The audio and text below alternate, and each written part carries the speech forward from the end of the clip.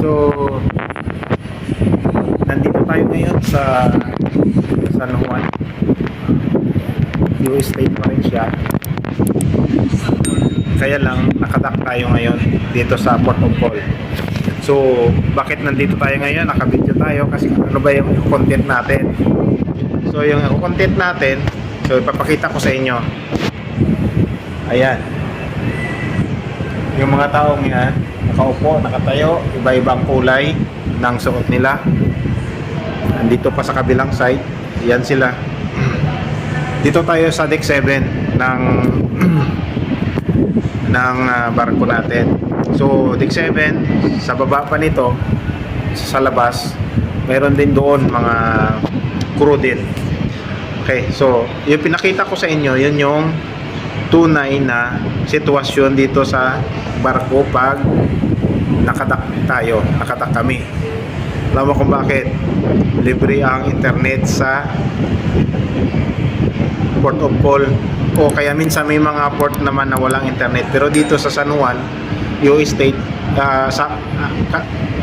US part pa rin siya, may libreng internet dito. Kaya yung mga seaman, yung mga crew ay nagsasaglit na makatawag, maka-contact kung sino-sino man ng libre.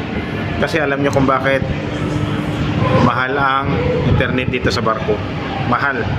So, yun. Kaya yun ang buhay-buhay ng mga seaman pagka nakadaog kami. Alright, so hindi madali. Alam nyo, madali lang buhay namin dito sa loob, pero mahirap.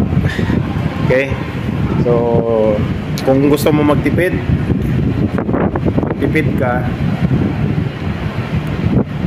aabang ka lang sa Port of Call. Okay, makikikonik ka lang sa free wifi. Okay, so sinaulit ko, yung mga yan nakaupo, nagwa-wifi yan para kahit papano, paminsan-minsan ma-contact nila yung family members nila. Alright. Okay, so mayroon naman internet plan ang barko, kaya lang siyempre mahal ang babayaran. So hindi ko na sasabihin kung ano-ano yun, magkano yung mga internet plan. So dito tayo sa libre. Okay, so yun, tip ko sa inyo yun. Kung gusto nyo magtipid, abang kayo sa Port of Call, kaya sa home port, labas kayo. Kung makakalabas kayo, kung libre naman yung schedule nyo, labas kayo. Yan, makakagamit kayo ng internet libre. Makakatawag kayo, call kayo doon sa family members nyo, kaya sa labuas nyo, kaya saan man kayo panig ng mundo. Okay, so gusto ko lang i-share yan sa inyo para hindi naman kayo magtaka minsan na may mga seaman na hindi nagko-contact sa kanila ng medyo matagal, minsan lang. Okay, may katabi tayong barko.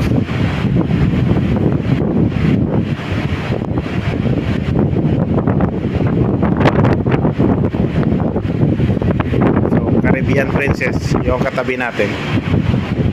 Ayan siya, likod natin. Ayan yung tubig, ayan yung port.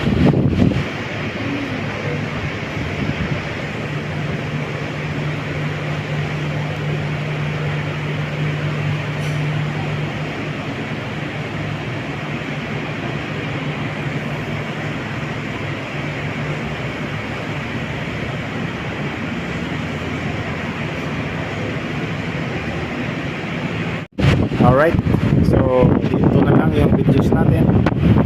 Share ko lang kung ano yung mga sitwasyon namin dito sa barko pagdating sa mga ibang lugar.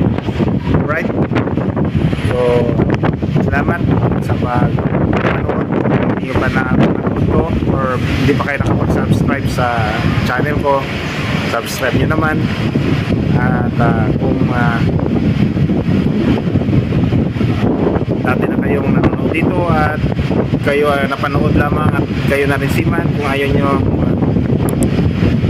skip nyo na lang. Alright, thank you so much and see ya. Kita-kita ulit pagka mayroon tayong time na makapag video. Okay, tapos